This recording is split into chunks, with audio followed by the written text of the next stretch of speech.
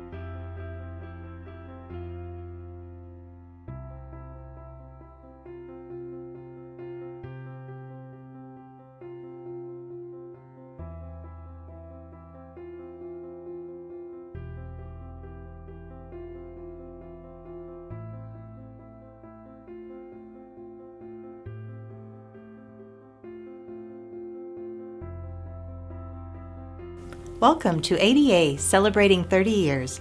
The event starts in 20 minutes.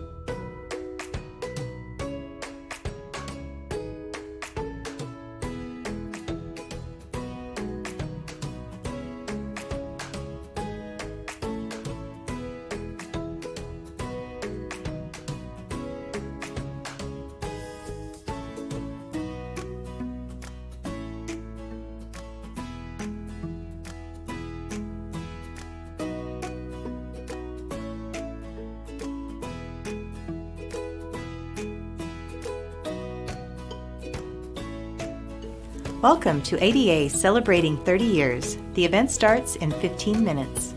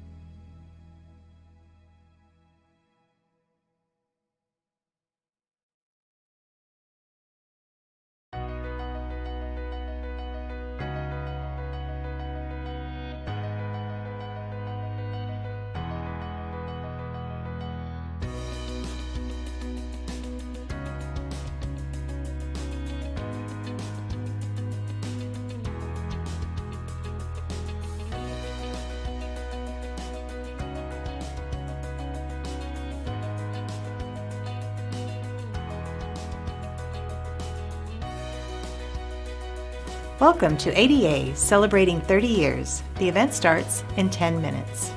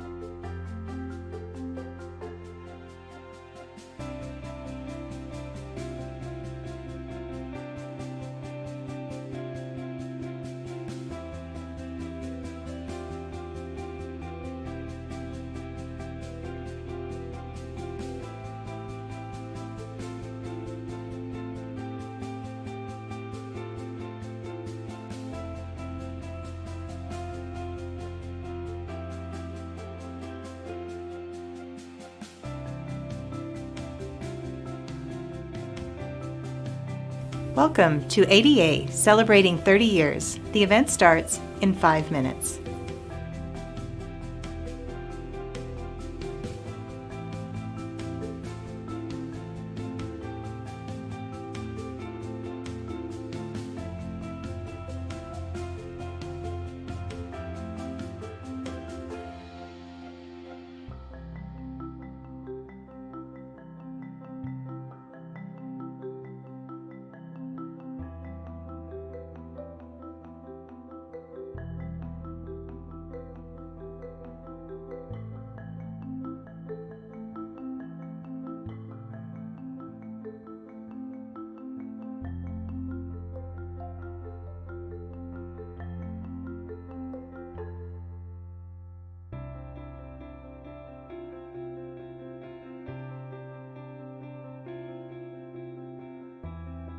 Welcome to ADA Celebrating 30 Years. The event starts in 4 minutes.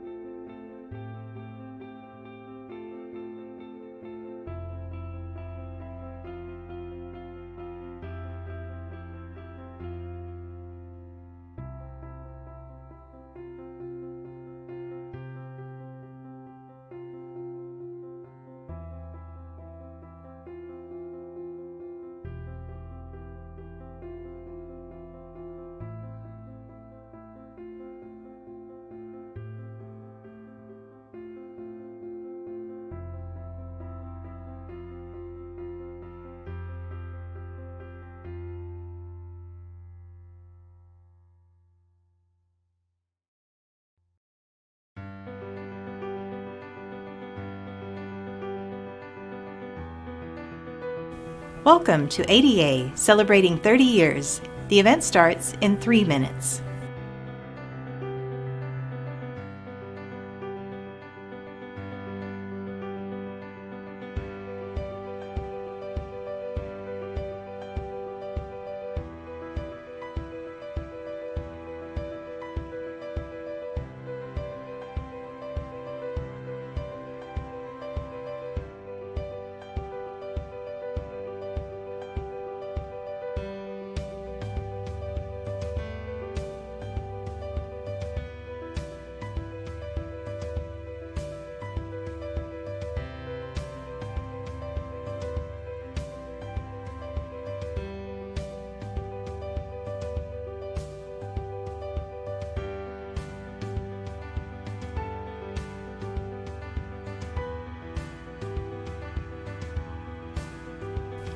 Welcome to ADA Celebrating 30 Years. The event starts in 2 minutes.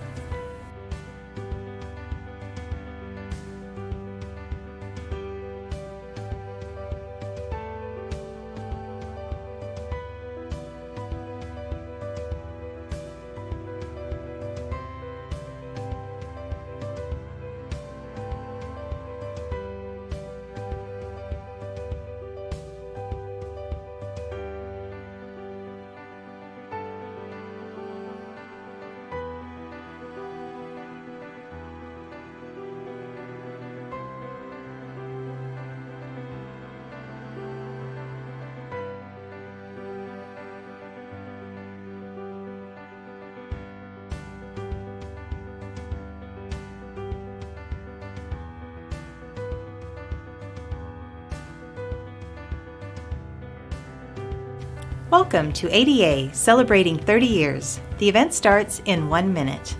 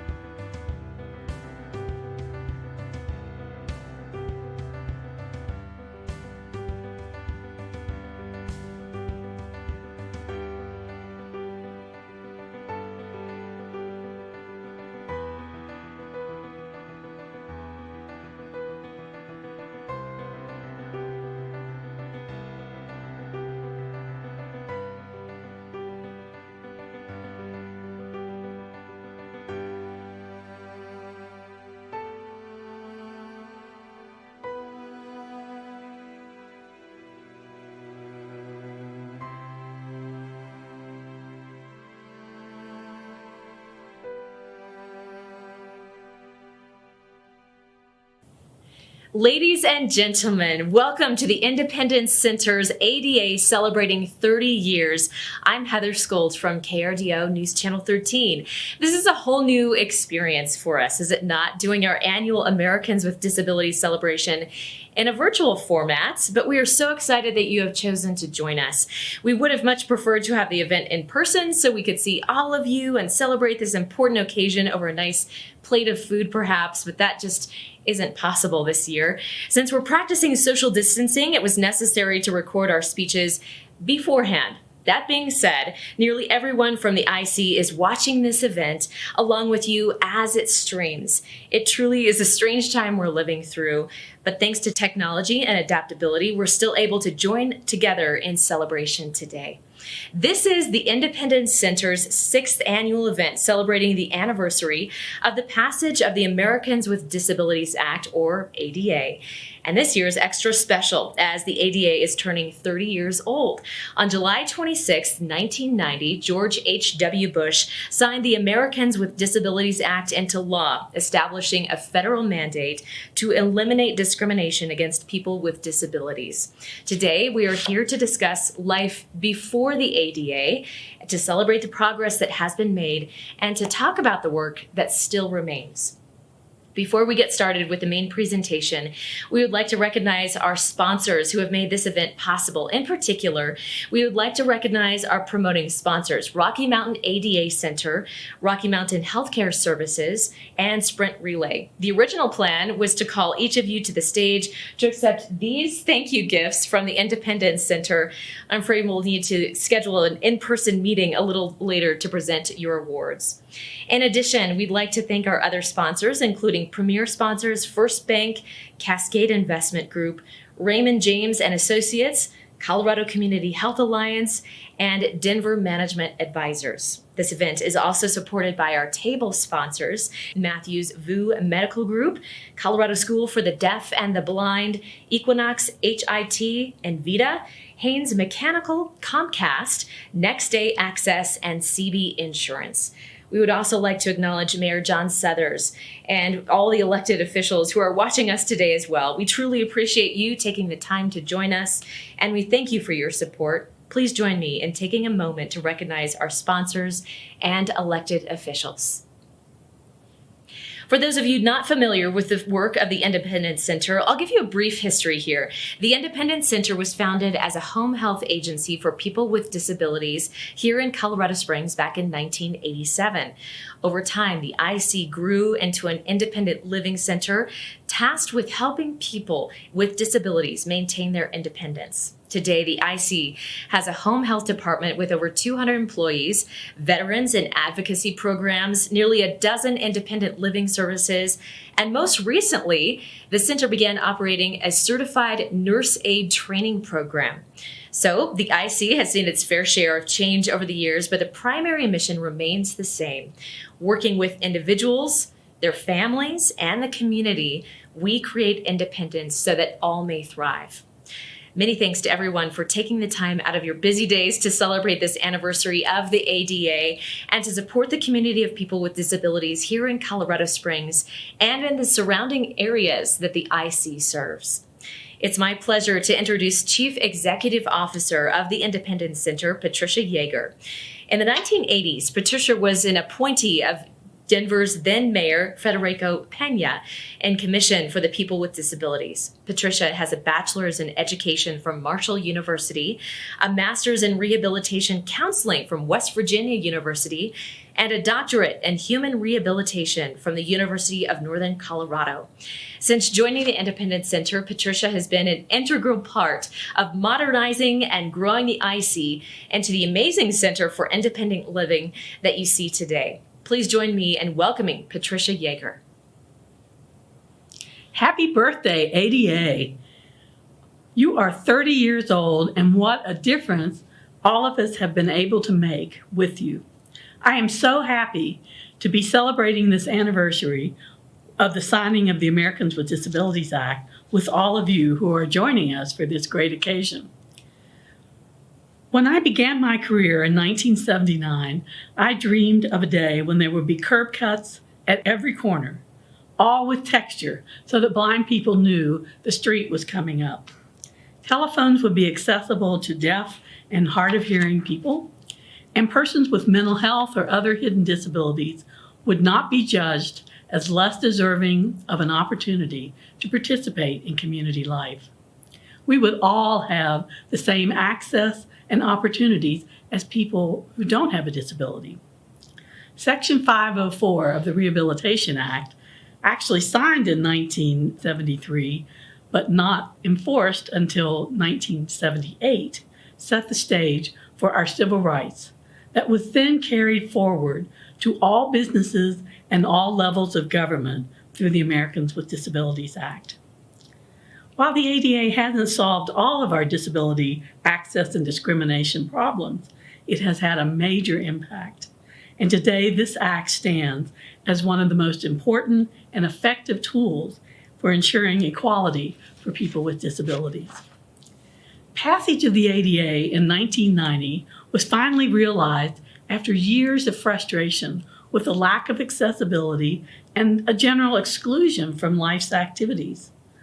Pioneers of the disability civil rights movement, such as Ed Roberts, Judy Heumann, Justin Dart, Laura Hershey, Judy Chamberlain, and Paul Longmore, just to name a few, helped to pave the way for the independent living movement and the eventual signing of the Americans with Disabilities Act.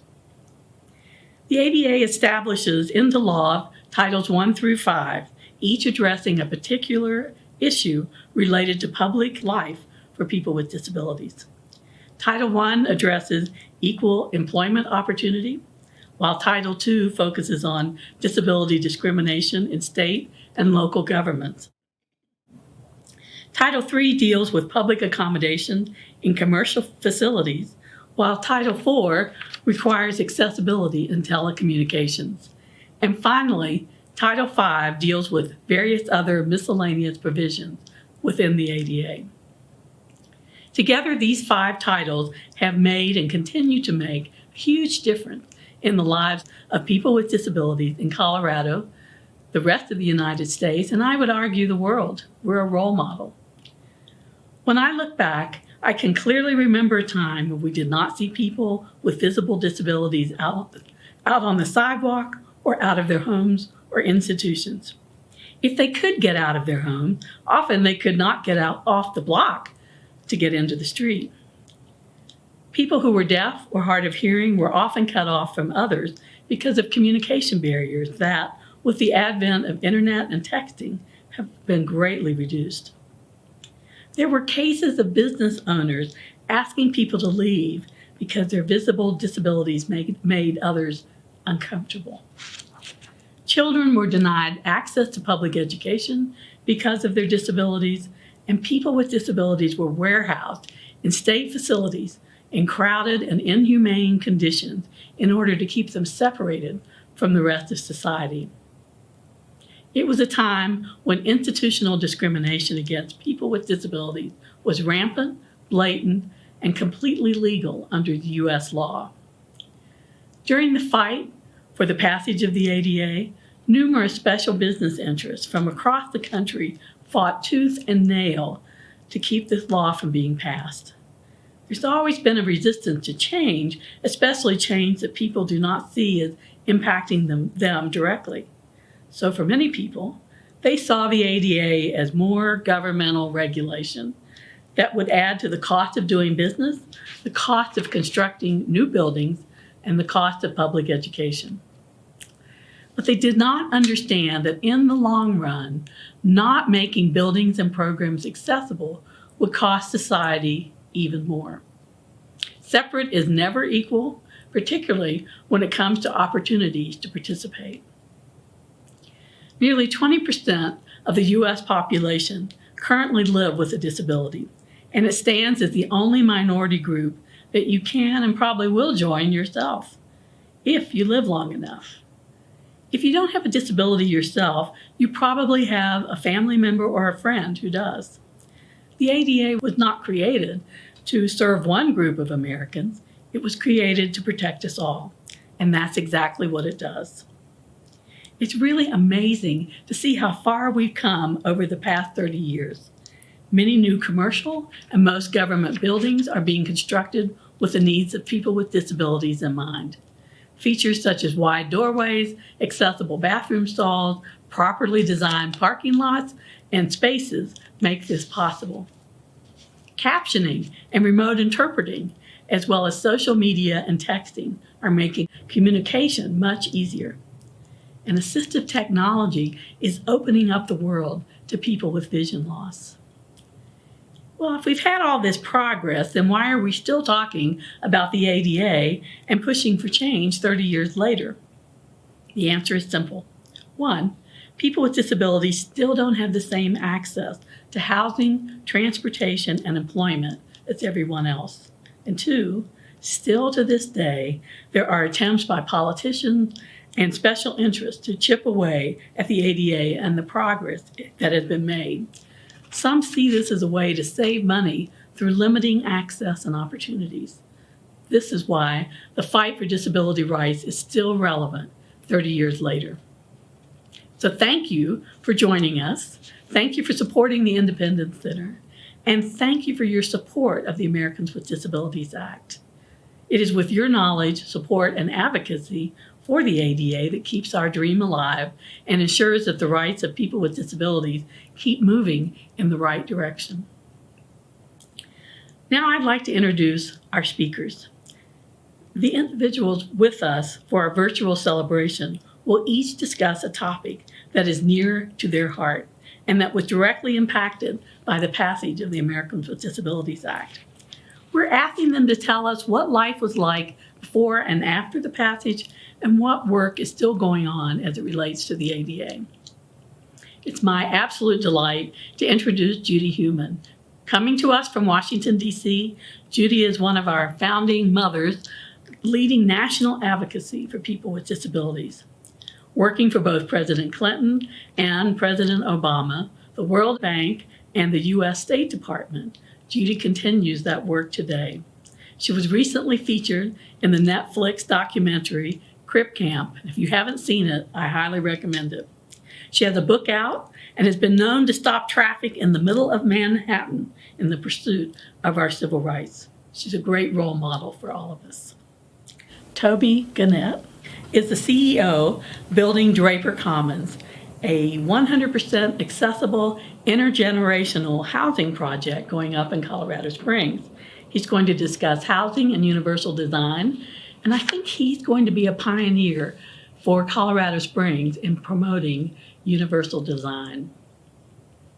Andrew Winders comes to us from the Department of Vocational Rehabilitation here in Colorado Springs and will discuss employment and his work helping people get jobs. Joining him will be Serina Gilbert, a co-worker of Andrew who has her own story to tell about employment access.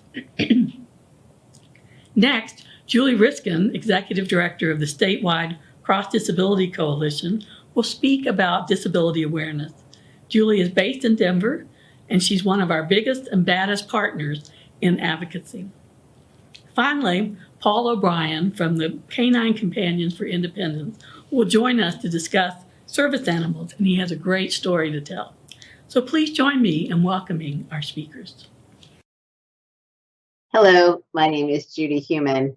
I really want to thank Patricia Yeager and the Independence Center for putting this event on, celebrating the 30th anniversary of the Americans with Disabilities Act. I'm sure many of you viewing this presentation today, like me, are extroverts and really would love to be able to be together. But in lieu of that, I think this is a great alternative. And I think it's also a great introduction into issues around accessibility. Many years ago, before the Americans with Disabilities Act and before Section 504, and I think it's very important that we link Section 504 and the Americans with Disabilities Act together when we're discussing issues of access. Because remember, Section 504 required that any entity that was getting money from the federal government could not discriminate against one based on disability. And so changes in accessibility really were required to be coming on prior to 1990. And in addition, numbers of states were already advancing laws on accessibility before the Americans with Disabilities Act. So I'm going to talk a little bit personally. I'm 72 and a half years old now. And so I've really been through the gamut of where we were in the late 1940s and where we are today and where we need to go. So basically, when I was growing up, I grew up in Brooklyn, New York.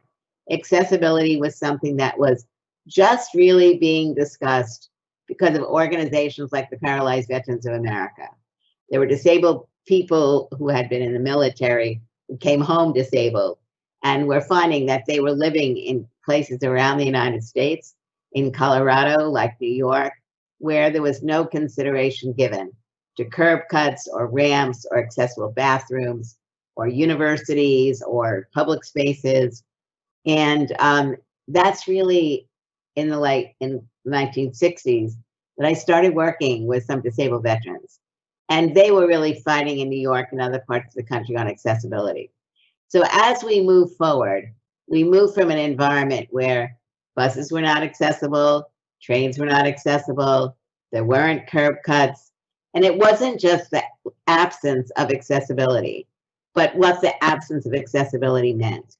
So for me, when my mother took me to school in my wheelchair, when I was 5 years old, she pulled my wheelchair up the steps to our elementary school and was, quite frankly, at that point, not expecting anything from the school except to teach me that I was deemed a fire hazard and therefore was relegated to home instruction for a total of 2.5 hours a week until I was in the middle of the 4th grade.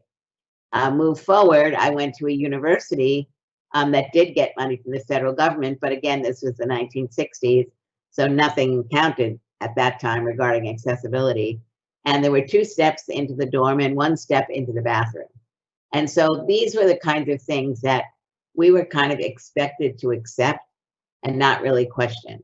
One of the real values of Section 504 and the Americans with Disabilities Act is a growing expectation, not only on the part of those of us with disabilities, but we're now really, in my view, also hearing from people who have babies, baby carriages, shopping carts, people who are getting older who are not aware of any of these laws, but are beginning to ask questions about why things aren't accessible. One of the big things that people are always asking about is, why is there not a push button? Well, we know that there is no requirement under the ADA or 504. It's a good practice to have a push button, an electric door. But what I think is very important is people are learning by watching good practices, in which case I believe the electric door is, but they're also looking at buses that are accessible. And clearly Colorado played a major role in getting buses accessible, not only in Colorado, but really pushing this across the United States. So for me, when I think about the progress that's been made and where do we need to be going in the future, we desperately need to make sure that we allow people to understand that while accessibility is a requirement under the Americans with Disabilities Act and Section 504 in certain areas, accessibility should be like universal design. We should be able, as we move forward, for there to be an expectation of everyone in a community that our environment, our housing, our transportation, on and on, is universally accessible, and that it is the responsibility of our elected officials to make sure that not only are these laws being implemented, but that we are looking collaboratively at what more we need to be doing. Another speaker is going to talk about housing, but I really want to mention housing because when we're looking at our ability to participate in society, we're looking at housing not only to live in it, but to visit people. And so I think we need to be expanding. What does accessibility mean? For me, it means access into the community. It means access to employment. And it ultimately means that every one of us in our community, whether or not we have a disability, values accessibility and will fight for it with us. For people who are running for office in November and in the future, we need to be asking questions. What do they know? What have they done? How will they support us? No longer should it be lip service. We should be able to get concrete responses. So I'd like to thank you all very much for giving me this brief opportunity to speak with you. I've just published a book that came out from Beacon called Being Human, Heumann. And for those of you who haven't yet seen this great Netflix film, which came out called Crip Camp Revolution, I encourage you to please watch it. Have a great celebration of the ADA. See you in the future. Hi, my name is Toby Gannett, and I am CEO and President of Draper Commons, a new housing project that will be coming online in 2021 in Colorado Springs. 100% of the units will be universally designed. Much of my career has been spent in the area of senior housing, independent living, 55-plus apartments, memory care, and assisted living. And what I've really seen over the past 20 years is how ADA has transformed housing and its accessibility for all people. Prior to 1990, much of the housing that was built was inaccessible to people who had disabilities or were elderly. And what I've seen over the past 20 years is that has really become a way to reduce barriers for all people to live independent and successful lives. Prior to 1990, a lot of developments were done with the idea that people were highly mobile and highly able to climb stairs. I grew up in Boston, and I saw many of the old houses that had different wings added on and different staircases, and I saw the struggles of my grandmother trying to get up and down those stairs. In many cases, it was very dangerous. The ADA has really put a new light on how we develop product for all people to live in. And it doesn't matter what age you are, from 2 to 82, building a house that is universal design helps everyone involved. In many cases, in the old houses, there were steps, there were thresholds, there were small bathrooms. The ADA really put to light for developers, how do we build for everyone? And that means wider doors, wider hallways. It means making sure that the bathrooms are wheelchair accessible. These aren't really expensive items, but it takes an intentionality in development to develop a product that is accessible for everyone. And over the years, I think the ADA has done a phenomenal job in teaching us all how to do things better. Now, my background was in senior housing, and so we were already thinking about a lot of these elements before ADA was put into place. And so in our designs, wider doorways, wider hallways, more friendly bathrooms. But with ADA, it pushed all of us to do a little bit more each time we did a new development. And I think what we're seeing now is that the ADA has really come full circle and is saying, these are minimum thresholds, but what can we do more in a development that goes well beyond ADA? And I think that's the challenge to all developers is how do we do things so that it's not just friendly, but that it works well with the people living in the apartments or houses, so that it's welcoming.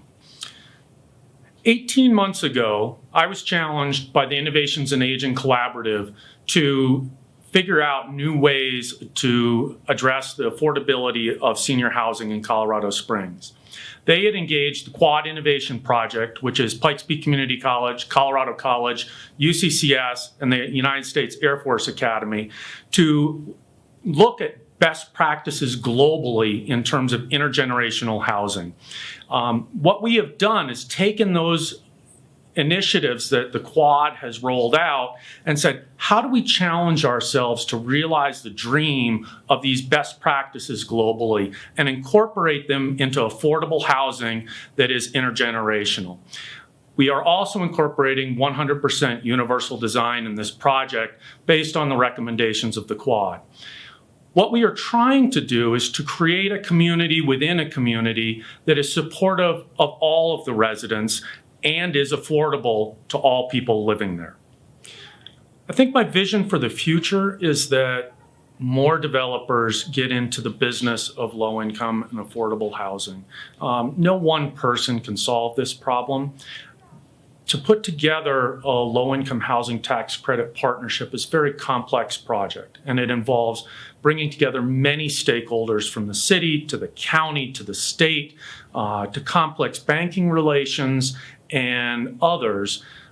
It's a complex process, and I hope as we look at Draper Commons, my vision is that other developers will see that and rise to the occasion and to do universal design and to say it is possible to build an environment that's welcoming to all, regardless of disabilities or income. As I look to our city in its future, I really want to see a lot more of these types of projects that benefit all. And as we're looking at a shortfall of over 20,000 affordable housing units in Colorado Springs, and that increasing 1,000 units per year, we all need to work together to provide housing for all of our community. Hello, welcome to the celebration of 30 years with the ADA. My name is Andrew Winders, and I work for the Division of Vocational Rehab here in Colorado Springs, Colorado. And wanted to just kind of talk about some of the changes that I've seen over the years that I've been working with the ADA, as well as with Voc Rehab. The ADA, it's changed the way that we've been able to do business and hire. Employers have more access to individuals with disabilities. Agencies like DVR and the Independence Center are helping to get more qualified employees out there, getting them to do meaningful work. And that wasn't always the case, back when, prior to the ADA, there was more complications. There was a lot more judgment. And with the ADA growing and the agencies that work with the ADA growing, we're seeing a lot more individuals with disabilities getting quality and good jobs.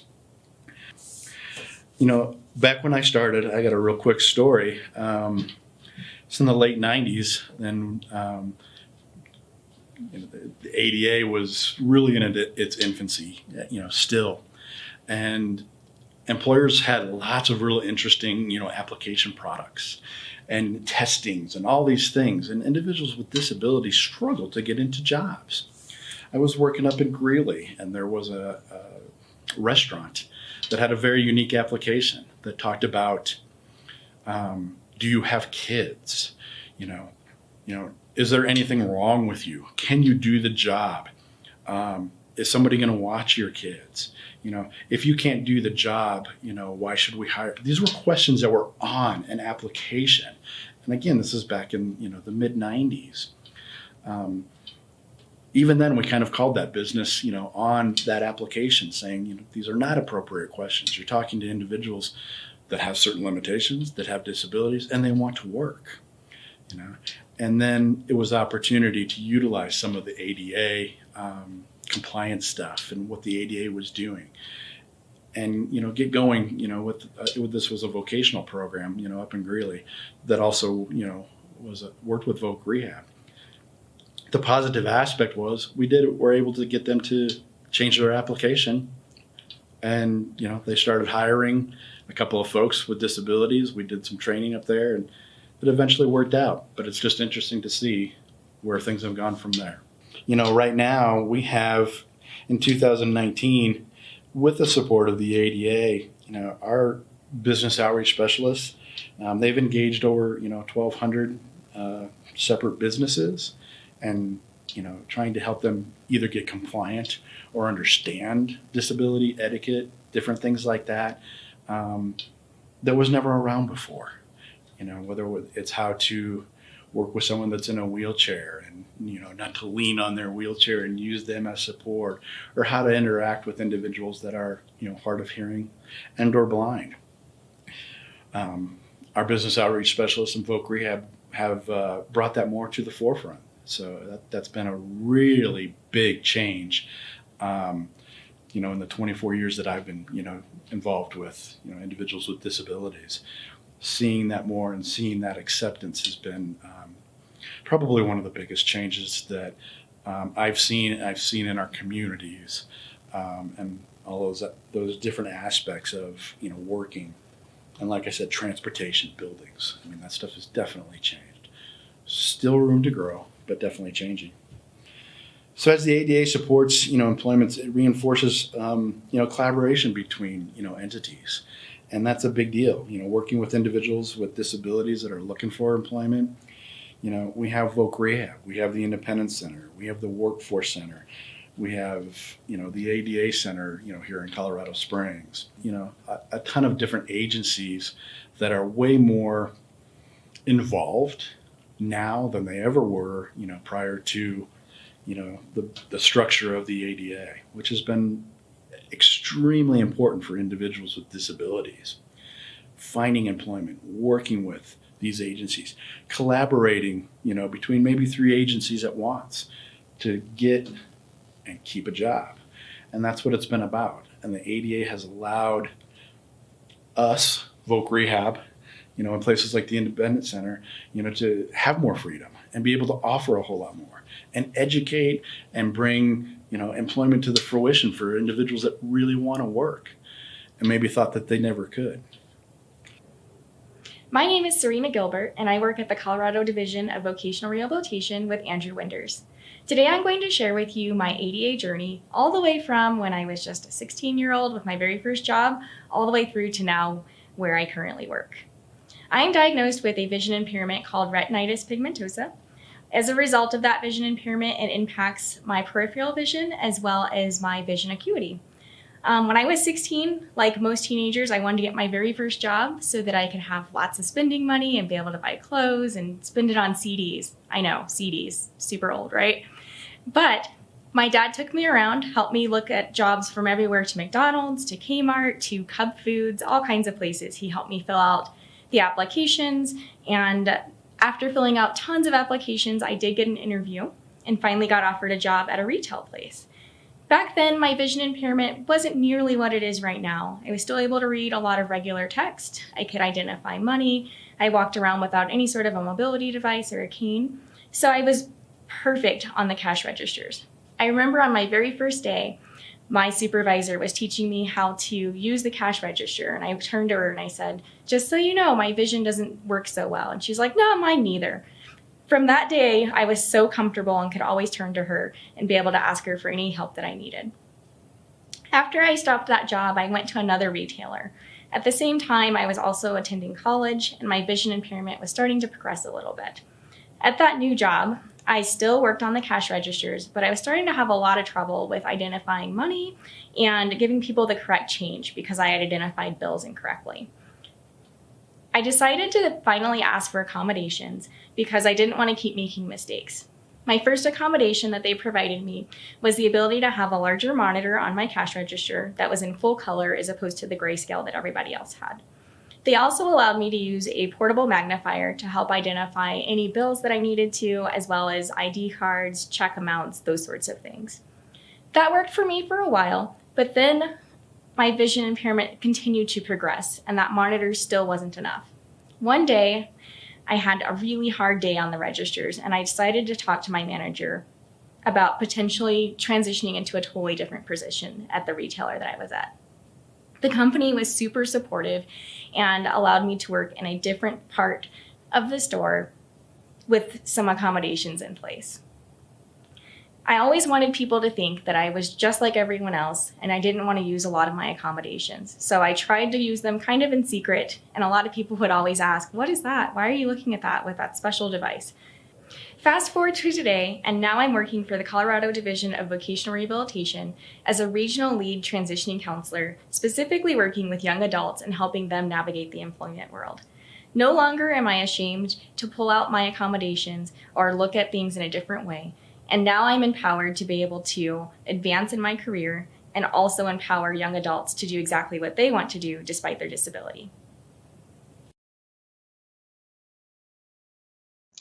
Hi, my name is Judy Reiskin, and I'm the Executive Director of the Colorado Cross Disability Coalition. We're a statewide disability rights organization that works for social justice for people with all types of disabilities. So I was asked to talk about what life was like for people with disabilities before the ADA was passed 30 years ago. In 1990, I had actually not been disabled for that long.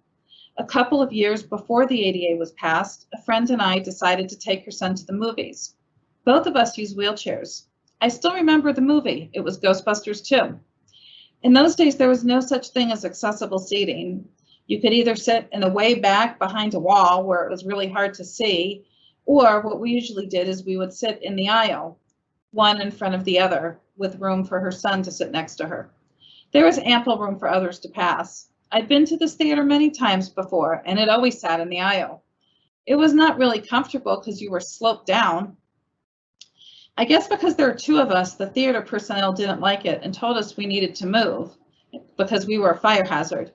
We refused and ended up being arrested. It was more than 5 years after the ADA passed before I went to another movie.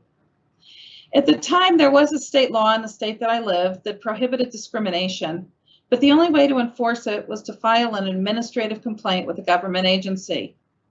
As is true today, the courts are the most effective way to resolve a discrimination problem, and that was not available.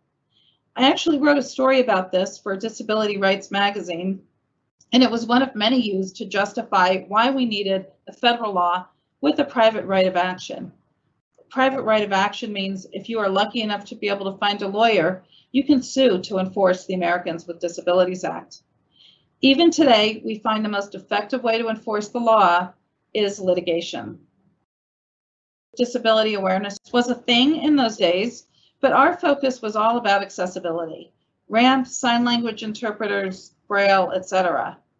If we had the ADA we claimed, we would level the playing field, and then all of us disabled people would just blend seamlessly into society. We were wrong, but that does not mean the ADA is a bad thing, and I'll talk about that in a minute. The point of disability awareness in those days was more to try to force people to understand our plight. Efforts were much more focused on charity rather than parity. There was no talk in those days of disability pride, and many people, including me, yearned for a cure. Independent living centers were sprouting up throughout the country, though many had been operating since the late 70s or 80s. There were a lot of awareness commissions. However, ADAPT was growing around the country, and the ADAPT presence is what got the ADA passed, and everyone knew it. So what changes occurred with disability awareness after the ADA was passed? Well, once the ADA passed, there was a push to educate people with disabilities, to teach others about what the ADA was and how to comply. There were large federally funded education initiatives. Sadly, there were also many self-proclaimed experts with marketing prowess selling themselves and giving unwitting businesses bad information. Initially, there was some interest in learning about the ADA. Some, but not all governments, created ADA transition plans as was required by the law. After 5 or 6 years, the education efforts slowed down, as those that wanted to comply had done so, and now enforcement was up to us in the disability community. We had to find a way to interest lawyers and litigate. Litigation has worked as a strategy. There were other large-scale changes to society. There's a name for this, and it's called the curb cut effect. And this really means that everyone benefits from access that was created by the ADA. This is not just the physical and visible access, like curb cuts have obviously benefited people with strollers, bikes, and the like, but this also includes the advent of things like speech to text, now ubiquitous, stop announcement on buses, so none of us have to pay attention. We can just wait to hear our stop, and even changes in the workplace. Before the ADA, I knew of one person who was allowed to work from home doing computer work, and it was part of some special Hire the Handicap program. Now it's common, and after the past few months, thank God for that. Because of changes like accessible public transportation and accessibility, more of us were out in the community. What used to be a rare occurrence that caused stares now became part of the community fabric in cities and towns across the country, and even the world. As we were out more and became more visible, we gained an identity as a community. But even today, many people with disabilities do not consider themselves to be part of the disability community. So 30 years later, we've learned that a law cannot make us normal and blend in, and it does not and should not strive to erase our disabilities. Our disabilities are part of who we are and part of our identity. Disability is part of the normal human experience, and we now talk about concepts like disability pride. During presidential debates, we gather as a virtual community with a hashtag Say the Word, with virtual cheering every time a major candidate mentions people with disabilities. We have always seen disability as a civil rights struggle, but we have become more sophisticated over time and now identify not only as one culture, but as part of an intersectional community, as many of us have multiple identities. We have begun to confront how we need to embrace more intersectionality in our communities by working harder on issues of racial equity, diversity, inclusion, and belonging. However, 30 years after the ADA, we still find discrimination occurs. And if we are not constantly reminding systems that we exist, they forget about us. Health and economic disparities persist, particularly for people with disabilities who are Black, Indigenous, or people of color. So what are our visions and policies that show promising practice? While the ability to enforce the law through litigation is important and must continue, it is also important to make sure our state government holds their contractors accountable when they contract with private entities to perform services. We also must make sure that state laws are written properly. There should be a great bill next year regarding open captioning, so films and movies will be more accessible to people with hearing loss. The Independence Center ran a great bill a couple of years ago to make sign language certification easier in Colorado to help address the shortage of qualified interpreters. These are just two areas where we've worked together with the Independence Center. As we move forward, we need to treat the ADA like the grown-up law that it is. It must be an expectation of all businesses, all state and local governments, all transportation systems, and employers. It's no longer new, and I did not know is no longer acceptable. Our movement is growing and changing in important ways. We are more strongly embracing racial equity and changing internally to be more inclusive. We've been more open to the LGBTQ community. We frame our issues in social justice parlance and are more sophisticated in how we analyze policies and work on legislation. And yes, we still engage in litigation and likely will always need to. In conclusion, something I'm super proud of in Colorado is how we all work together as a disability community. Statewide organizations like the Colorado Cross Disability Coalition work with local organizations like the Independence Center. And while we're all cross disability, all of us work with organizations that are focused on one disability population, like the National Federation of the Blind. Our community works together on policy development, advocacy, legislation, and grassroots organizing. Colorado has a strong percentage of people with disabilities who vote, and my hope is that this year will be the strongest in the country. The power of any movement is that the whole is greater than the sum of its parts, and our beautiful, diverse community is the glorious result of our many organizations. CCDC wants to thank the Independence Center for the great work you do in and around the Colorado Springs community, and also to say happy birthday, ADA. Hi, I'm Paul O'Brien, and I'm the Colorado Development Director for Canine Companions for Independence. Canine Companions for Independence is a national not-for-profit organization that enhances the lives of people with disabilities by providing highly trained assistance dogs and ongoing support to ensure quality partnership. We're here today to celebrate the ADA and talk a little bit about what life was like before the ADA, then life after the ADA. And I thought maybe the best way to do that is give a little background on service dogs and their role in society. So the first thing I wanted to kind of mention is service dogs have been around, mainly guide dogs, since about World War II. And they were very well accepted into the community and into society. However, other types of service dogs didn't have that luxury. For example, service dogs that would assist someone with a physical disability other than blindness. Perhaps the best way to articulate this story is to tell a story and give an example of a man named Rick.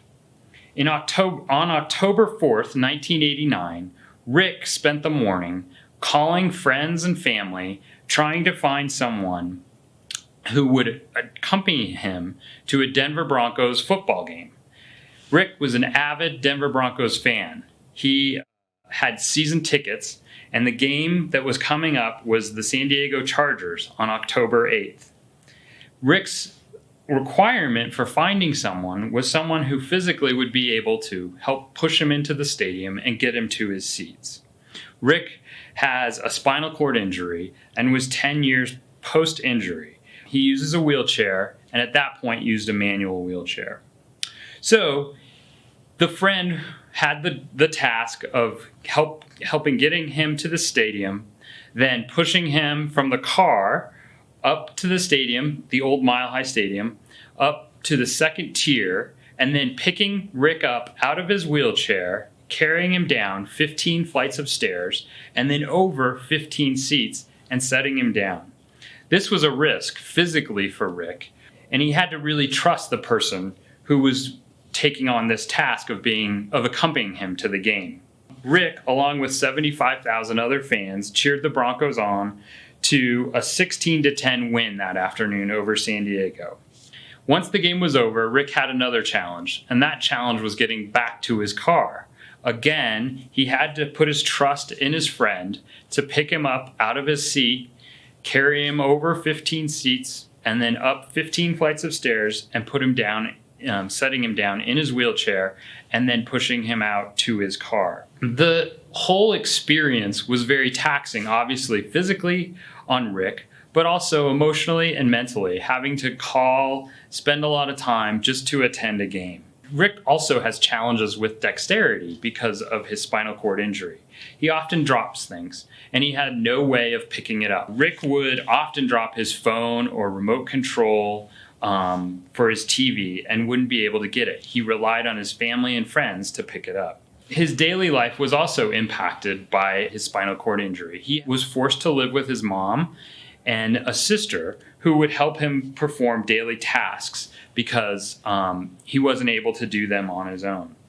Rick also experienced a phenomenon that often happens where he would be invisible out in public. People would look over him, they wouldn't make eye contact, they didn't want to interact with him at all. So he became very socially isolated.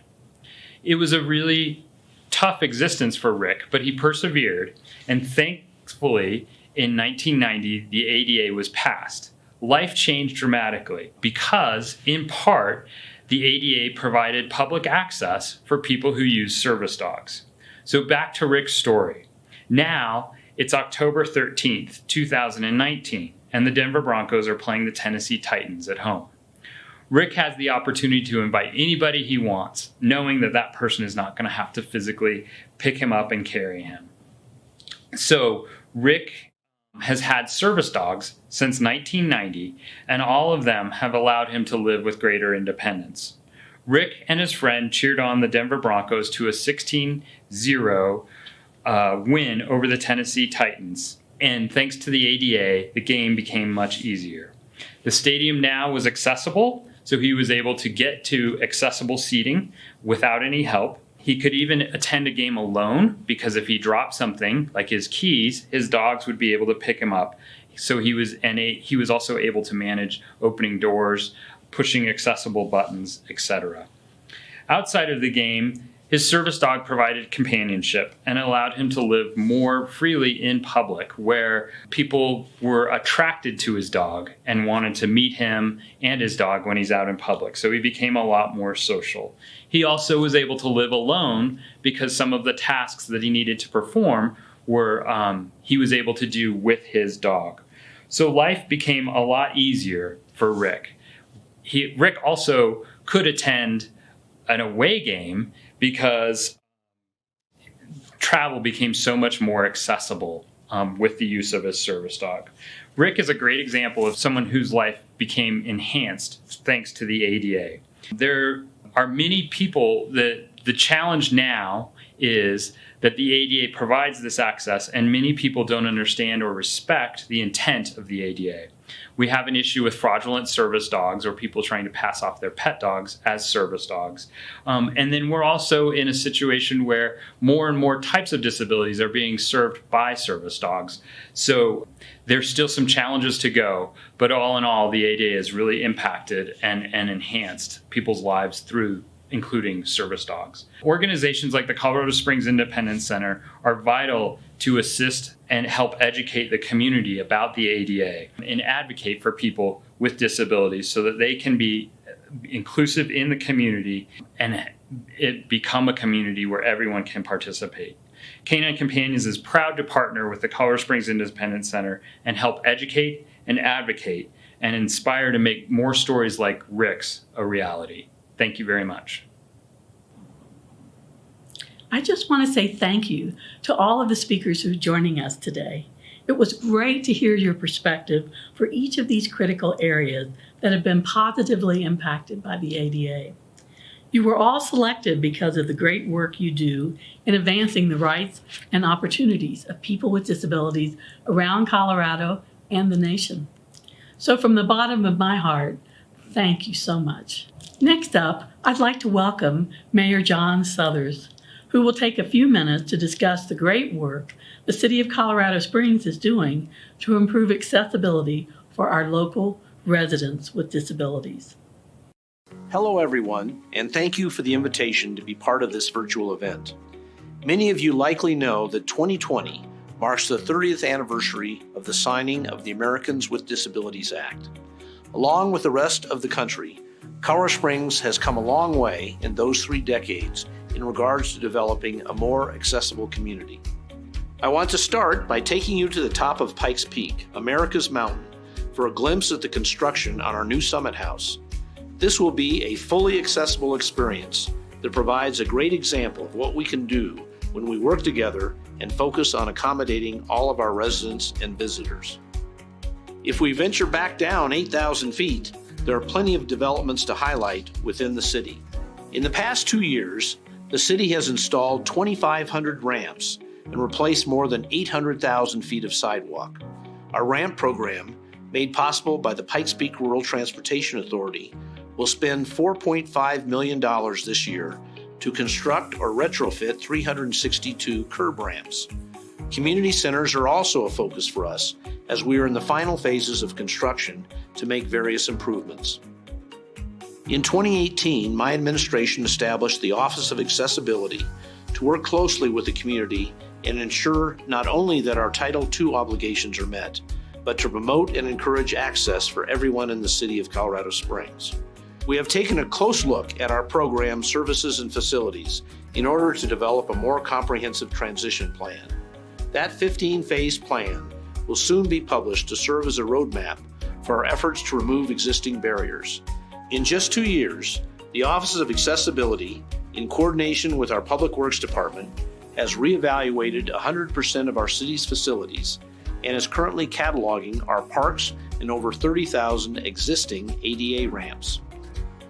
I want to point out a couple of services available, including One Ride, which is a one-call or one-click transportation solution made possible by collaboration between Mountain Metro Transit and 4 local transportation providers. I'm also excited about the city's new Go COS app, launched just a few months ago. This allows residents to easily request city services and report concerns such as ADA curb ramps, defective sidewalks, and accessible parking violations. I'm also proud of the ADA employee training and awareness programs we've developed to improve access to employment and city services. In March, I signed an administrative order that established an accessibility prioritization committee. It's designed to monitor the city's transition to accessible online technology. Speaking of new technology, we have increased the availability of hearing loop systems in our public meeting spaces from 17 to 65%. The city is also collaborating with local housing agencies to increase affordable and accessible housing. While we are pleased to celebrate these accomplishments, I want to acknowledge that we always have more work to do. I encourage you to participate in our quarterly ADA forums to ensure our work continues to be based on the needs of our community. Thank you for allowing me to speak and be part of this celebration. Mayor Suthers, thank you for joining us for the 30th anniversary of the ADA. The Independence Center is so appreciative of your ongoing support for disability rights here in Colorado Springs. And we appreciate everything that you have done in the name of making the city more accessible and more open to people with disabilities. We look forward to an ongoing relationship of collaboration, and I expect we'll continue our journey together towards a more accessible future. This has been a difficult year with the spread of COVID-19, and it seems like everything's just been thrown up in the air, our ADA event included. But as with everything, time will eventually return us to a world of normalcy. And if all goes well, we'll be able to have our 2021 ADA celebration luncheon under more normal conditions. So as we come to a close on the 30th celebration of the passage of the Americans with Disabilities Act, I want to sincerely thank each and every one of you for joining us for this important occasion. The ADA is not just another acronym, it truly is a landmark achievement in the disability rights movement. People with disabilities fought for years for the passage of legislation that would afford us equal rights, and today we are better off for the struggle. The days before the Americans with Disabilities Act were grim, and there are still people out there who want to take back the ground that we have gained. We cannot let that happen. We must continue going forward by building community, educating our neighbors, and working towards positive and productive change in the world. That's how things get done, and we could not do what we do without the support of all of you. Thank you so much. Our many thanks to everyone who tuned in today to support the 30th anniversary of the passage of the ADA. I'm so happy I was able to be a part of this celebration this year and hope that next year's celebration can be held in person once again. Thank you again for joining us, and have a great day. To contact the Independence Center, www.the-ic.org, 719-471-8181. Thank you to our promoting sponsors, Rocky Mountain ADA Center, Rocky Mountain Healthcare Services, Sprint Relay. Thank you to our premier sponsors, First Bank, Raymond James & Associates, Cascade Investment Group, Colorado Community Health Alliance, Denver Management Advisors. Thank you to our table sponsors, Matthews VU Medical Group, the Colorado School for the Deaf and the Blind, Invita, Haynes Mechanical, Equinox HIT, CB Insurance, Comcast, Next Day Access. Music courtesy of Ben Sound, www.bensound.com.